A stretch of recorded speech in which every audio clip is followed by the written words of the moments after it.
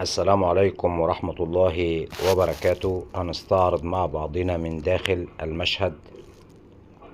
القوات الخاصة العراقية تنفذ عملية القفز الثالثة على التوالي في سماء جمهورية مصر العربية. القوات الخاصة العراقية تنفذ عملية القفز الثالثة على التوالي في سماء جمهورية مصر العربية، والآن في استعداد عملية القفز للقوات الخاصة العراقية في سماء جمهورية مصر العربية. بسم الله ما شاء الله، ربنا يحفظهم، اللهم آمين يا رب العالمين. ربنا يحفظ بلادي وبلاد العرب أجمعين، اللهم آمين يا رب العالمين.